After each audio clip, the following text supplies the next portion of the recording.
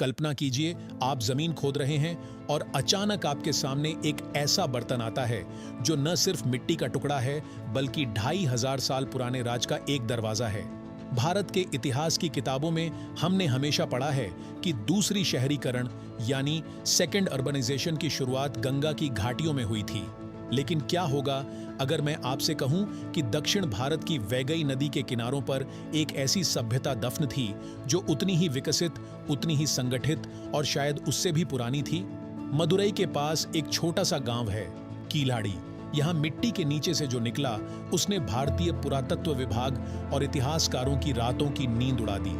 यहाँ मिली कलाकृतियां चिल्ला चिल्ला कर कह रही हैं कि जब दुनिया के कई हिस्से कबीलों में बंटे थे तब यहाँ के लोग पक्की ईंटों के घरों में रह रहे थे और अपनी भाषा लिख रहे थे। आज के इस एपिसोड में हम कीलाड़ी की उन खामोश गलियों में चलेंगे जो हजारों सालों से मलबे के नीचे दबी थीं। क्या कीलाड़ी उस महान संगम युग का सबूत है जिसे अब तक सिर्फ कविताओं में पढ़ा गया था? क्या दक्षिण भारत में सिंधु घाटी सभ्यता जैसी ही कोई महान नगरीय व्यवस्था मौजूद थी?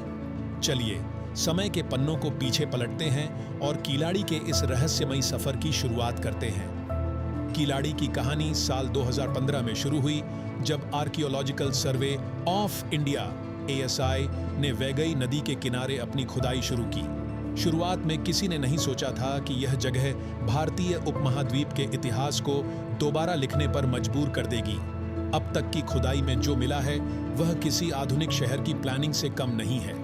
जमीन के नीचे से निकले हैं पक्की ईंटों के बने घर, बड़े बड़े कमरे और सबसे हैरान कर देने वाली चीज, एक बेहद उन्नत ड्रेनेज सिस्टम। जी हाँ, कीलाड़ी के लोग जानते थे कि गंदे पानी की निकासी कैसे करनी है। यहाँ मिट्टी के पाइपों और ईंटों से बनी ढकी हुई नालियां मिली हैं जो बिल्कुल वैसी ही हैं जैसी हमने सिंधु घाटी सभ्यता इंडस वैली सिविलाइजेशन में देखी थीं। पुरातत्वविदों को यहाँ टेराकोटा के बर्तन, लोहे के औजार, हाथी दांत की बनी पासा, डाइस और कीमती पत्थरों के मनके मिले हैं। लेकिन यहाँ की सबसे अनोखी खोज थी रंगाई के कुएं, डाइंग वैट्स। कीलाड़ी में बुनाई और कपड़ों की रंगाई का एक बड़ा उद्योग रहा होगा। यहाँ मिले सूत काटने के औजार और बड़े हौज बताते हैं कि ये लोग केवल खेती पर निर्भर नहीं थे बल्कि एक औद्योगिक समाज का हिस्सा थे। सोचिए, आज से 200-500 साल पहले ये लोग मोतियों का व्यापार कर रहे थे, कपड़ों का निर्यात कर रहे थे और एक ऐसी जीवन शैली जी रहे थे जिसे हम आज अर्बन लाइफस्टाइल कहते हैं। लेकिन सवाल वही था, ये लोग कौन थे और यह सभ्यता कितनी पुरानी थी? कीलाड़ी की खोज ने जो सबसे बड़ा धमाका किया वह था वहां मिली लिपि। खुदाई में मिट्टी के बर्तनों पर खुदे हुए कुछ खास निशान मिले। जब विशेषज्ञों ने इनकी जांच की तो पता चला कि यह तमिल ब्राह्मी लिपि है। यह कोई साधारण खोज नहीं थी। अब तक माना जाता था कि दक्षिण भारत में लेखन कला और शहरीकरण 3री शताब्दी ईसा पूर्व 3rd सेंचुरी BCE के आसपास शुरू हुआ था। लेकिन जब कीलाड़ी से मिले नमूनों को अमेरिका की बीटा एनालिटिक लैब में कार्बन डेटिंग के लिए भेजा गया तो नतीजों ने सबको चौंका दिया। कार्बन डेटिंग से पता चला कि कीलाड़ी की ये परतें 6ठी शताब्दी ईसा पूर्व 6th सेंचुरी BCE की हैं। इसका मतलब समझ रहे हैं आप? कीलाड़ी उस समय भी फल फूल रहा था जब उत्तर भारत में महाजनपदों का उदय हो रहा था। यह खोज सीधे तौर पर उस थ्योरी को चुनौती देती है कि दक्षिण भारत में शहरीकरण बहुत देर से आया। यहाँ एक और बात गौर करने वाली है। इन बर्तनों पर जो नाम लिखे हैं जैसे आथन या कुथीर, ये आम लोगों के नाम लगते हैं। यह इस बात का संकेत है कि कीलाड़ी में शिक्षा केवल किसी खास वर्ग तक सीमित नहीं थी। आम कुम्हार या व्यापारी भी लिखना पढ़ना जानते थे। यह एक ऐसी साक्षर सभ्यता थी जो अपने समय से कहीं आगे थी। लेकिन क्या कीलाड़ी का संबंध किसी प्राचीन साहित्य से है? क्या यह वही सभ्यता है जिसका जिक्र तमिल के महान संगम साहित्य में मिलता है? विज्ञान ने तारीखें तो तय कर दी थीं, अब बारी थी इतिहास को साहित्य से जोड़ने की। तमिल इतिहास में संगम काल, संगम इरा को स्वर्ण युग माना जाता है। संगम कविताओं में मदुरई और उसके आसपास के शानदार शहरों, बाजारों और वैगई नदी की सुंदरता का विस्तार से वर्णन मिलता है। सालों तक इतिहासकार इन वर्णनों को केवल कवियों की कल्पना मानते थे, लेकिन कीलाड़ी ने उन कविताओं को हकीकत का रूप दे दिया है।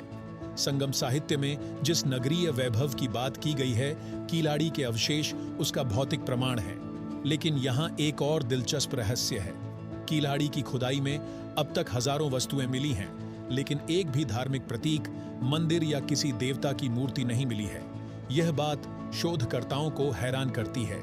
क्या कीलाड़ी एक पूर्णतः धर्मनिरपेक्ष सेक्युलर समाज था, जहां जीवन का केंद्र अध्यात्म के बजाय व्यापार, कला और विज्ञान था?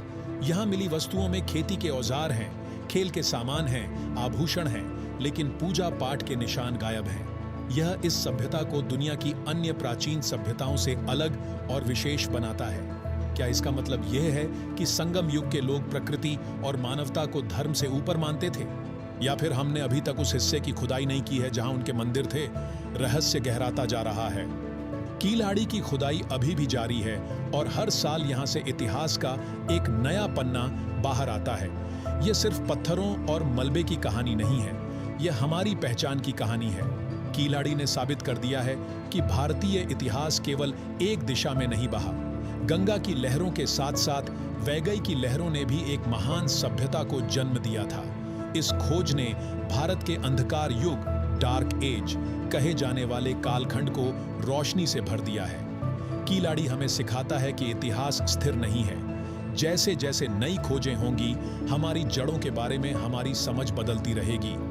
आज जब हम कीलाड़ी के इन अवशेषों को देखते हैं तो एक सवाल मन में बार बार उठता है।